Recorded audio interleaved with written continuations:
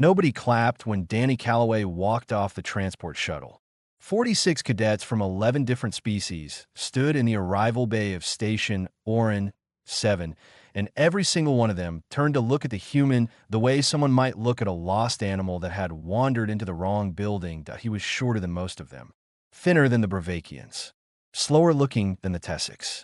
He carried one duffel bag over his shoulder and wore a training uniform that had clearly been issued in the wrong size because the Academy had not stocked human measurements in over 40 years. Commander Dasko, a scarred reptilian Sedhari with one blind eye and a voice like grinding stone, stood at the front of the formation.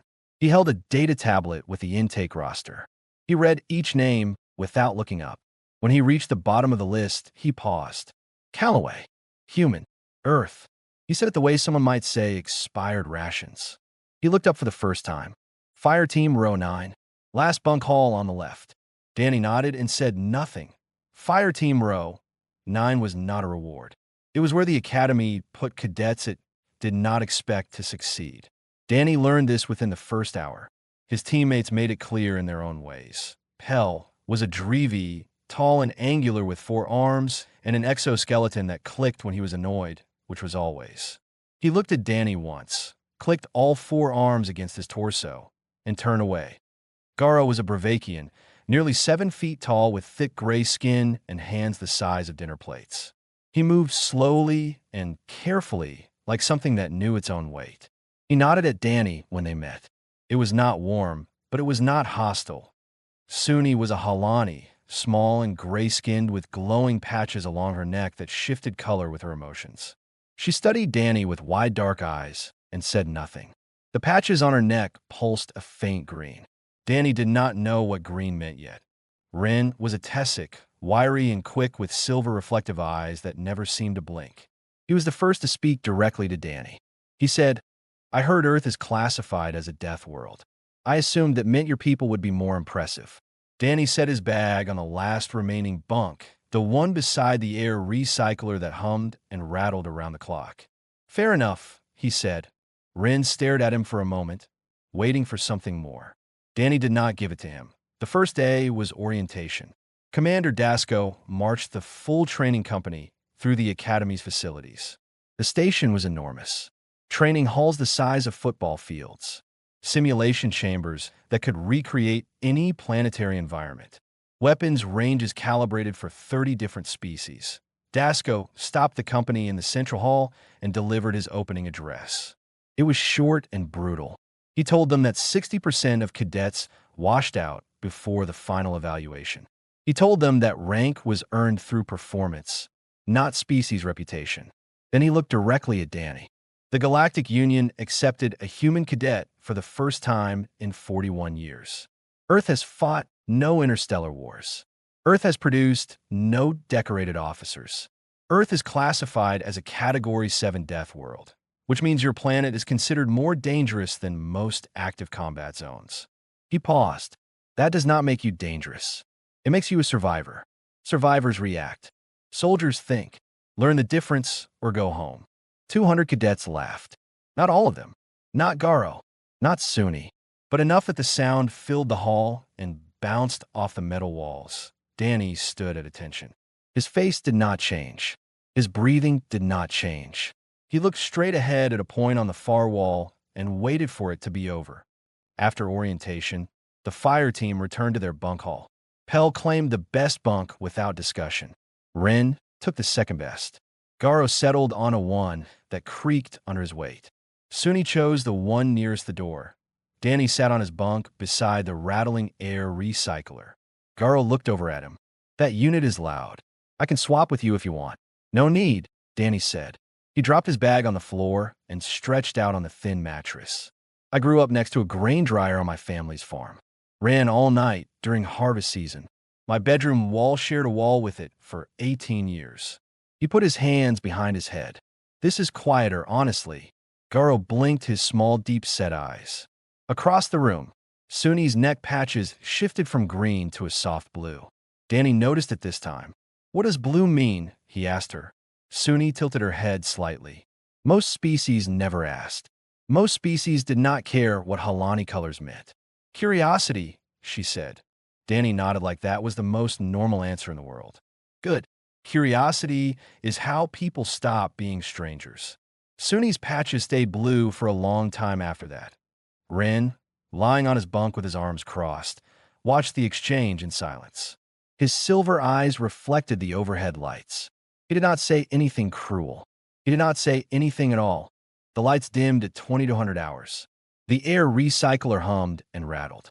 Somewhere on the station, 200 cadets were settling into their first night at the academy, dreaming of glory and rank and the careers that waited for them. Danny Calloway lay in the dark and listened to the recycler breathe. He was not thinking about glory. He was thinking about the names of his teammates and the layout of the corridors he had memorized during orientation and the look on Suni's face when he asked about her colors. He was thinking about how to make this work. 4 bunks away. Garo was already snoring.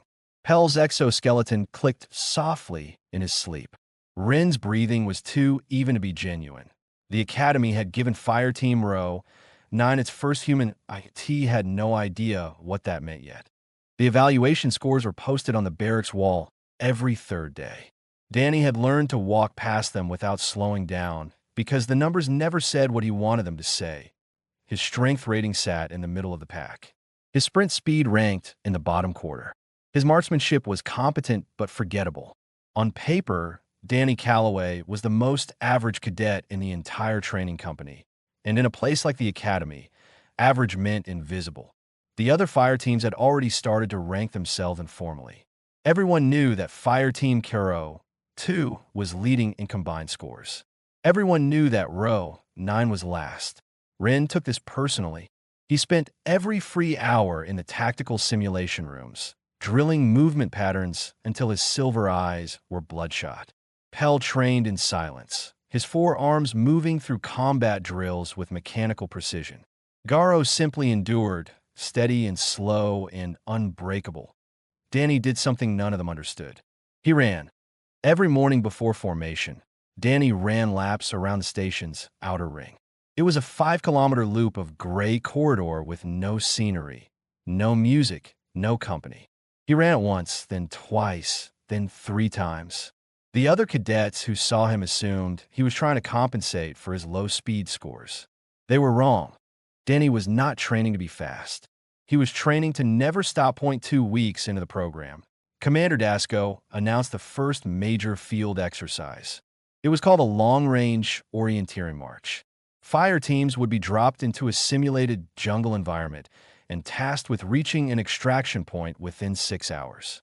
The route covered 18 kilometers of uneven terrain, dense vegetation, and simulated hostile wildlife. Row 9 was dropped at the farthest starting point from the extraction zone. Ren called it sabotage.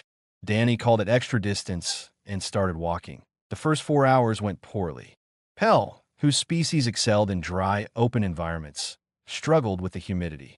His exoskeleton joints stiffened in the moisture.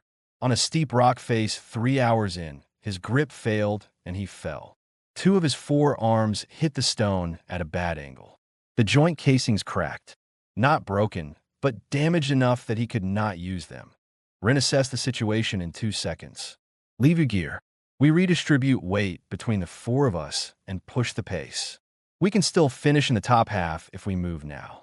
Danny was already kneeling beside Pel. He pulled cargo webbing from his own pack and began fashioning a support sling for the injured arms. We are not leaving his gear. I will carry it. That is 30 extra kilos, Ren said. You are already the slowest member of this team. Then I will be slow with 30 extra kilos. Danny tightened the sling and helped Pel to his feet. He loaded Pel's pack onto his own shoulders, stacking on top of his existing gear. He adjusted the straps until the weight sat evenly across his back. Then he started walking. He did not walk fast. He did not walk slow. He walked at a pace that never changed. By hour 5. The top fire teams had already reached the extraction point and were resting. Row 9 was still deep in the jungle. Ren was breathing hard. His species burned energy in bright, intense bursts and needed recovery time between efforts. The sustained pace was grinding him down. Garo was struggling too. Bravakians were built for power, not distance. His massive legs moved like pistons, but each step was costing him more than the last. That Suni's bioluminescent patches had faded to a dim gray. In Halani, that meant her body was shutting down non-essential functions to conserve energy. She was running on fumes. Danny was carrying 60 kilos of gear on a frame built for 30. His shoulders ached. His knees burned. Sweat had soaked through every layer of his uniform and was dripping from his chin. His boots had rubbed raw spots on both heels 2 hours ago, and he had not mentioned it. He kept walking. How? Garo asked from behind him. It was the first word anyone had spoken in over an hour. Danny glanced back. How what? How are you still moving? Danny faced forward again. On Earth, my ancestors used to chase animals across open plains for hours. Not fast, just steady. The animals would sprint ahead, stop to rest, see the humans still coming, sprint again, stop again. Eventually, the animal's body would overheat. It would collapse, and the humans would walk right up to it. He stepped over a fallen log without breaking stride. We are not built to be the fastest thing on the field. We are built to be the last thing still moving. They reached the extraction point in hour 7. Last place. Commander Dasco marked their time with visible displeasure and assigned a ranking penalty. Rin sat down on the ground and did not speak. Garo bent over with his hands on his knees, sucking air. Suni lowered herself carefully against a tree, her patches barely flickering. Danny set down the packs. Both of them. He stretched his shoulders and checked on Pel's arms. Then he sat down quietly and drank water. That night in the barracks, something small happened. Pel walked to Danny's bunk and set a ration pack on it without a word. It was his own ration pack, the good kind with a dreamy spice blend that Pel never shared. He clicked his 2 working arms once and returned to his own bunk. Garo nodded at Danny from across the room. Suni's patches glowed amber, warm and steady. Rin lay on his bunk and stared at the ceiling. He did not make a joke about humans that night. He did not make a joke about anything. High above the barracks, in the Academy's observation tower, General Morrow sat in a dark room reviewing footage. His aide pointed to Roan 9's last place finish. Morrow waved it away. He rewound the video to a moment near hour 6. Danny was adjusting Pel's sling while walking, reading the terrain map on his wrist display, and scanning the tree ahead. 3 tasks, 0 pause. Morrow leaned back in his chair. Interesting, he said to no one. The simulation chamber smelled like burnt ozone and recycled air. Fire Team Row 9 stood in a ready line behind the entry hatch while a technician ran final calibrations on the scenario they were about to enter. It was their 4th combat simulation in 2 days, and the first 3 had gone well enough. Middle of the pack. Nothing special, nothing embarrassing. Danny had been fine with that. Ren had not. We are 6 points behind Caro, too, Ren said, checking the leaderboard on his wrist display for the 3rd time in 10 minutes. If we clear this scenario fast and clean, we move up. What is the scenario? Garo asked. The technician answered without looking up. The collapse. Failing orbital station. Hostile forces on 2 approach vectors. Atmosphere venting. Gravity unstable. Objective is to reach the evacuation shuttle before structural failure. Ren's silver eyes lit up. This was his kind of exercise. Speed, precision, tactical routing. I will call the movements. Garo on point. Pel high. Suni on comms. Done. Fidigaps. Danny nodded. Fidigaps. That was his role now, the one who went where he was needed without being asked. He had stopped minding it weeks ago. Being useful mattered more than being featured. The hatch opened. The simulation hit them immediately. Red emergency lighting. The floor tilted 3 degrees to the left and kept shifting. Alarms screamed from speakers embedded in the walls. The air was thin, getting thinner. Somewhere ahead, simulated weapons fire echoed through a collapsing corridor. Ren moved fast. He called routes, timed their sprints between cover points, and kept the team tight. Garo absorbed fire at the front. Pel climbed to elevated positions and laid down suppressive shots with all 4 arms. Suni monitored atmospheric data and flagged safe corridors. Danny filled gaps. He carried extra ammunition. He watched angles no one else was covering. He moved quietly and efficiently, always a step behind whoever needed him most. They were ahead of the clock. Ren was pushing them hard, and it was working. The evacuation shuttle was 2 corridors away. Then Danny saw them. Behind a sealed bulkhead to their left, visible through a narrow observation window, a group of civilian holograms huddled in a darkening room. 7 figures, some of them small, child-sized. The atmospheric breach was advancing toward their section. In minutes, maybe less, the air in that room would be gone. The bulkhead was sealed. The civilians were not part of the mission objective. The tactical answer, the one the Academy had designed this scenario to teach, was to walk past them. Reach the shuttle. Complete the mission. Score the points. Ren saw them too. He did not slow down. Bypass. They are not real, and they are not the objective. Shuttle is 90 seconds ahead.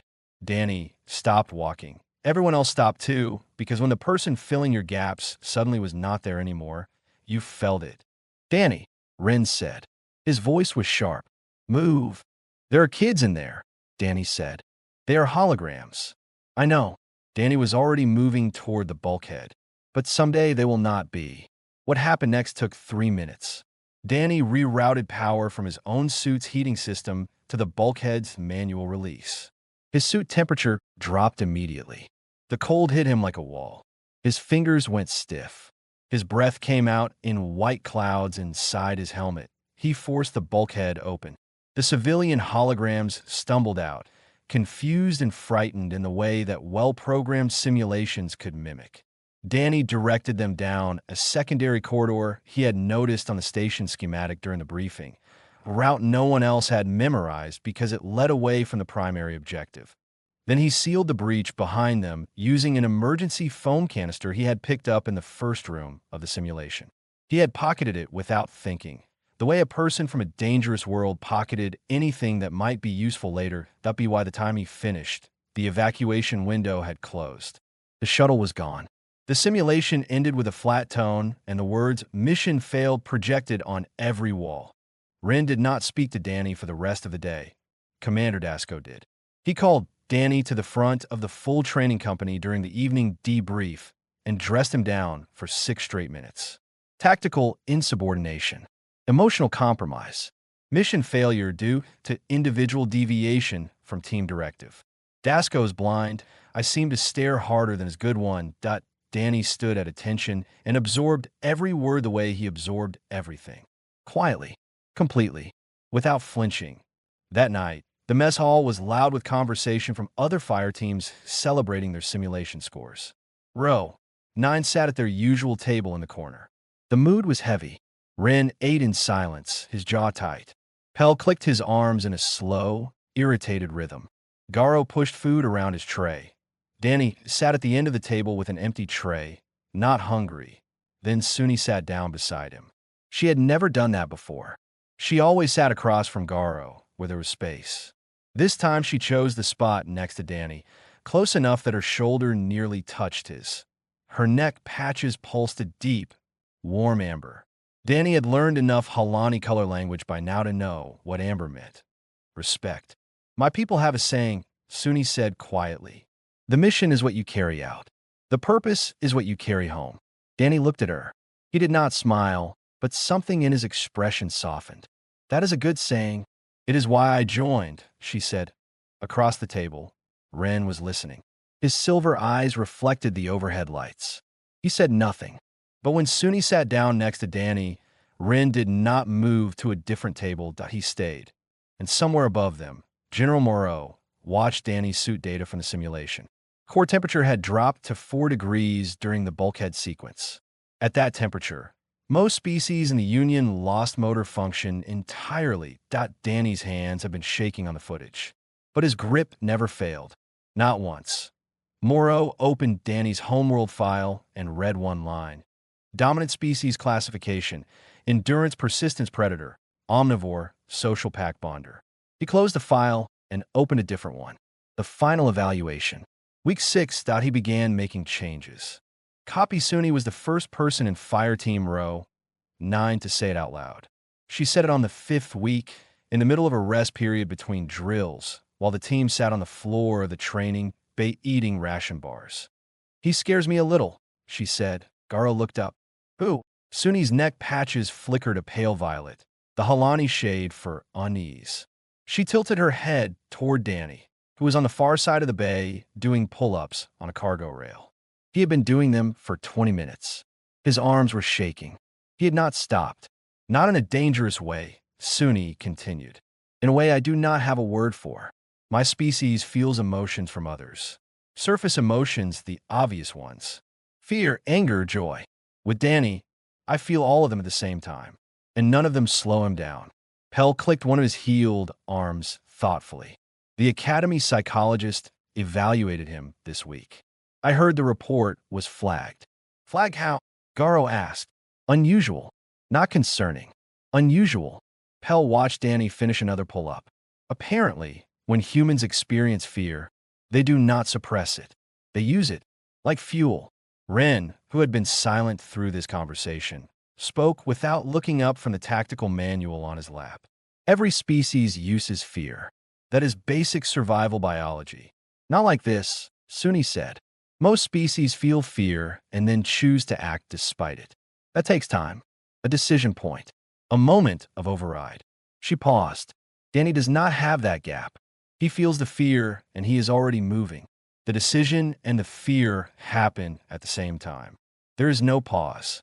Ren turned a page in his manual and said nothing. The truth was that Ren had been watching Danny more carefully than any of them, and he liked less and less of what he saw. Not because Danny was bad, because Danny was wrong. Wrong by every metric Ren's species valued. On Tessic, the greatest warriors were those who never got hit. Speed, evasion, precision. Clean victories. Danny's approach was the opposite. He absorbed damage. He traded pain for position. He let himself get hurt if it meant someone else did not. That was not tactics. That was something Ren did not have a framework for. And yet, during the team strategy drills that week, Danny had started contributing in ways Ren could not ignore. Small things. He noticed patterns in the simulated enemy behavior before the second cycle. He positioned team members based on their fatigue levels, not their skill ratings, which meant no one burned out at critical moments. He remembered every corridor, every junction, every supply cache from every exercise they had ever run. Ren was the tactical mind of Row 9. He knew that. Everyone knew that. But Danny was becoming something else. Something that did not have a rank or a title. He was becoming the reason the tactics worked, because he made sure the people executing them were in the right place at the right time, with enough left in them to do the job. It was infuriating. It was also effective. On Thursday evening of week 5, Ren and Danny finally collided. The team was planning their approach for the upcoming final evaluation. Ren laid out an aggressive strategy. Fast insertion, rapid objective capture, maximum score potential. It was brilliant. It was clean. It was exactly what the Academy rewarded. Danny studied the map and said, "What if the scenario changes halfway through? Then we adapt. Your plan has one speed. Fast. If something breaks, there is no fallback." Ren's silver eyes locked onto Danny. "My plan has one speed because one speed is all we need if we execute properly. Your problem is that you always plan for failure." "I plan for reality," Danny said. "Reality does not care about execution." The argument built slowly, like pressure in a sealed room. Ren's voice got sharper. Danny stayed level, which made Ren angrier. Garo shifted uncomfortably. Pell's arms clicked in a rapid pattern that meant he wanted to leave. Suni's patches cycled through 3 colors in 10 seconds. Then the alarm went off, not a drill alarm, not a simulation tone, a real alarm. The deep, bone-shaking pulse that meant something on Station Orin 7 had gone wrong. The emergency channel crackled. A micrometeorite had struck the outer hull in the residential quarter. Small breach, but a compartment seal had malfunctioned. 3 cadets from Fireteam Den were trapped in a room that was losing atmosphere. Danny was out the door before the alarm finished its second pulse. Ren watched him go. Then he grabbed his gear and followed. So did Garo, Pell, and Suni. No one discussed it. No one planned. They simply moved because Danny moved, and somewhere in the last 5 weeks, That had become enough. They ran through corridors filled with confused cadets and flashing emergency lights. Danny was ahead, moving with a certainty that made no sense until soon he realized he had memorized the station layout down to the maintenance corridors. He was not guessing. He was navigating. They reached the compromise section in 4 minutes. Through the observation panel, Danny could see the 3 trapped cadets, 2 Drevi and 1 Bravakian. They were conscious but pale. The air was visibly thinning, a slight haze forming as pressure dropped. The emergency seal needed to be engaged manually from the outside. A heavy mechanical crank built into the wall as a failsafe for exactly this kind of malfunction. But the crank was in the decompression zone. The corridor on this side of the seal was already losing air. Danny checked the gauge on his wrist. His suit had 90 seconds of breathable air in its emergency reserve. He already knew, from the maintenance specs he had read out of habit during his first week, that the manual seal took 2 minutes to fully close 0.90 seconds of air. 2 minutes of work that he looked at the 3 faces on the other side of the glass. Then he grabbed the crank and started turning. Rin stood behind him, and for the first time since they met, he had nothing to say. The crank did not want to move. It had not been turned manually in over a decade, and the mechanism was stiff with age and vacuum exposure. Danny braced his boots against the deck plating, wrapped both hands around the lever, and pulled. Metal groaned. The seal inched forward. Behind Danny, the corridor air was thinning fast. His suit's emergency reserve kicked in at the 60-second mark, feeding him recycled oxygen through a thin tube near his chin. 90 seconds of air. The clock in his head started counting. He turned the crank again and again. Each rotation moved the seal a few centimeters. Through the observation panel, the 3 trapped cadets watched with wide eyes. One of the Drevi was pressing both hands against the glass. The Bravakian had sat down against the far wall, conserving energy the way his species did when oxygen dropped that Danny's arms burned. The cold hit next, creeping through his suit as the corridor temperature plunged. His gloves stiffened. His fingers felt thick and slow. He adjusted his grip and kept turning. Rin stood 3 meters behind him in the last pocket of stable atmosphere. He could not reach Danny without entering the decompression zone himself. Tessic lungs were smaller than human lungs. He would be unconscious in 30 seconds. "Danny," Rin said. His voice came through the suit calm, thin and tight. "Your air." "I know," Danny said. He kept turning to the 90-second mark. His reserve ran dry. The tube near his chin hissed once and went silent. Danny had known this was coming. His suit had been low since a training exercise that morning, a detail he had not reported to maintenance because he had not wanted to miss evening drills. Now, there was no air. There was only the crank and the seal, and the distance between closed and not closed. His vision narrowed. Not slowly, like falling asleep, but sharply like someone was drawing curtains from the edges inward. His body screamed at him.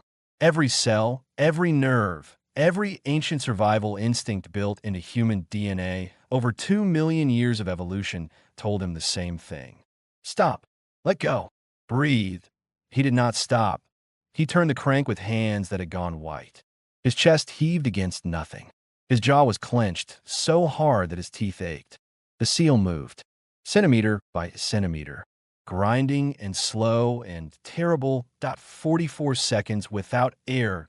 On Earth, the human body can remain conscious without oxygen for roughly 60 to 90 seconds, depending on the individual. Athletes and divers sometimes push past that. People in extreme survival situations, the kind where someone else's life depends on what they do next, have been documented pushing further still.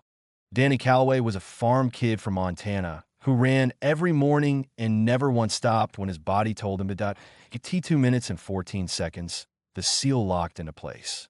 A solid clunk that rang through the corridor like a bell. The 3 cadets on the other side were safe. The compartment held. Danny let go of the crank. He stood for a moment, swaying, his hands hanging at his sides. His vision was a narrow tunnel of gray light. Then he turned and walked, not ran, to the nearest oxygen station 11 meters down the corridor. He pulled the emergency mask off the wall, pressed it to his face, and breathed that he did not collapse. He did not fall.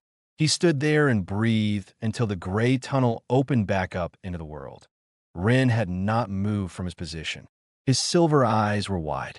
He had watched the entire thing, and he still did not fully understand what he had just seen. The medical team arrived 6 minutes later. They checked Danny's vitals and found moderate hypoxic stress across his extremities, bruising on both palms, and a blood oxygen reading of 27% at the time the seal had closed. The attending physician, a Halani specialist, stared at the number for a long time before entering it into the record. Most galactic species lost consciousness below 40%. Below 30, organs began shutting down. Danny had been at 27, and he was standing upright and walking.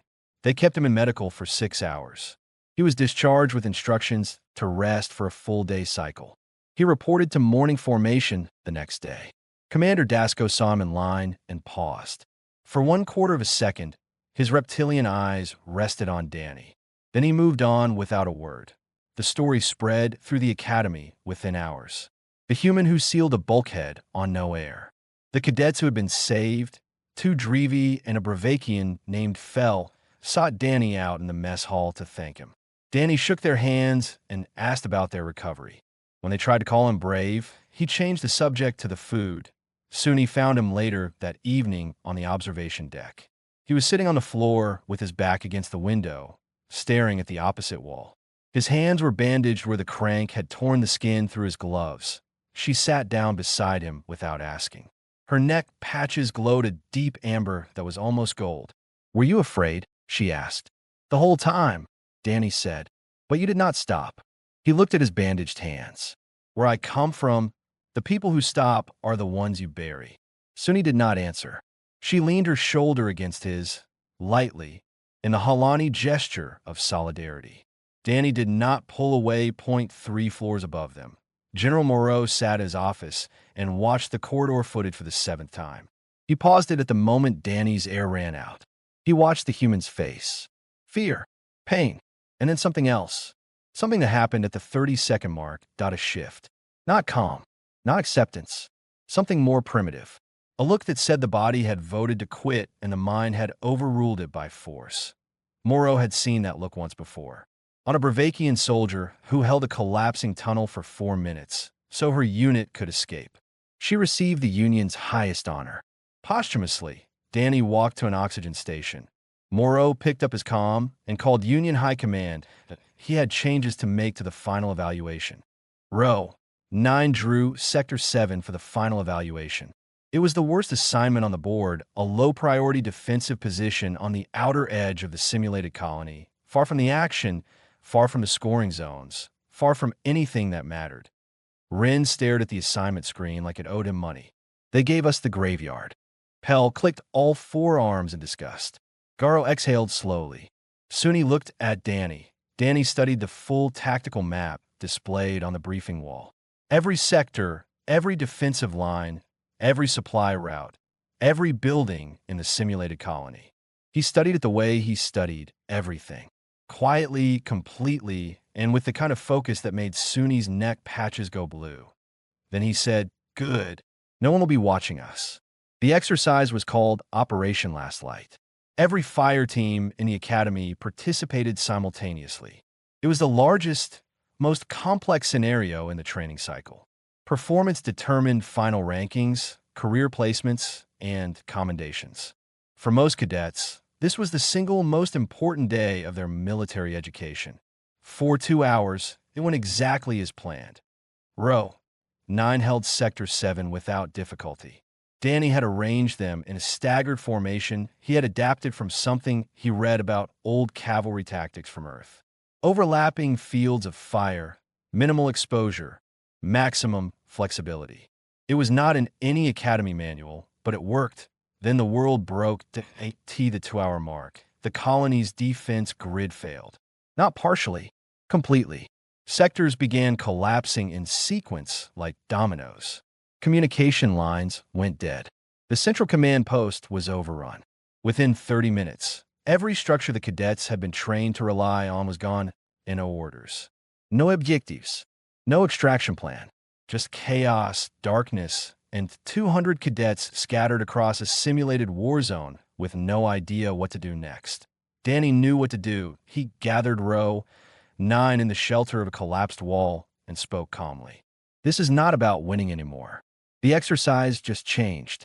Now, it is about collecting people. No one argued. Not even Ren. Danny reorganized the team.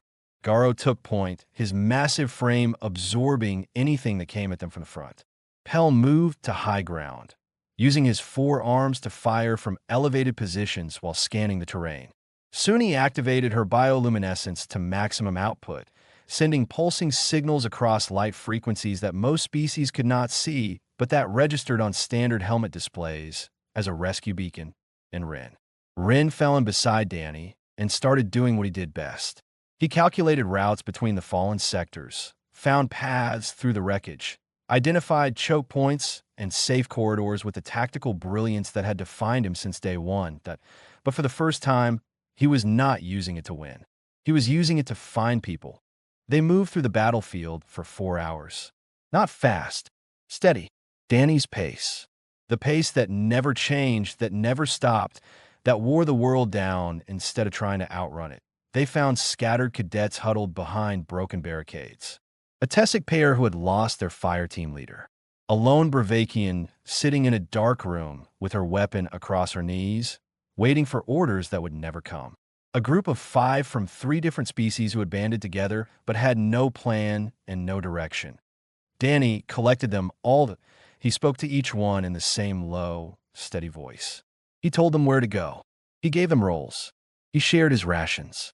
When a wounded Sethari cadet could not walk, Danny put the cadet on his back and carried him for 2 kilometers without slowing down. By the time they reached the emergency shelter, a building Danny had identified on the colony map during the initial briefing and filed away as a contingency that no one else had thought to plan for. He had 23 cadets behind him from 9 different species that he organized a perimeter. He assigned watch shifts. He set up a triage area using supplies he had scavenged during the movement. He did all of this without raising his voice, without hesitation, without asking for authority. The authority was simply there. It had been built over 6 weeks of carrying other people's gear and sealing bulkheads on empty lungs, and never once stopping when his body told him to. In the observation room above the simulation floor, General Moreau stood surrounded by senior officers and academy instructors. Dozens of screens showed fire teams across the battlefield. Most were frozen in defensive positions, waiting for a command structure that no longer existed. Point 1 screen showed Sector 7. Showed a human from a farming town in Montana standing in the center of an emergency shelter, turning 23 frightened cadets into a functioning unit. Commander Dasco stood beside Moreau. He had not spoken in 20 minutes. His scarred reptilian face was unreadable. Moreau rewound the footage to the moment the defense grid collapsed. He watched Danny's face. There was a flicker, half a second. Fear, calculation, acceptance, action. For stages in less than a heartbeat. Then the human moved. The room was silent. Moreau turned to the assembled officers. That, he said, pointing at the screen, is what Earth sends us. Not the fastest, not the strongest, not the most brilliant, but the one who moves when everyone else has stopped. He paused. Promote him. 1 week later, Danny stood in the academy's main hall in a dress uniform that did not fit right. He was awarded the rank of squad leader, the first human to hold that rank in the academy's history. After the ceremony, Ren found him alone on the observation deck, looking at the stars. Ren stood beside him. For a long time, neither of them spoke. Then Ren said, "On Tessic, we have a word for someone who wins without fighting. We call them Kasol. It means the one who is already there." He paused.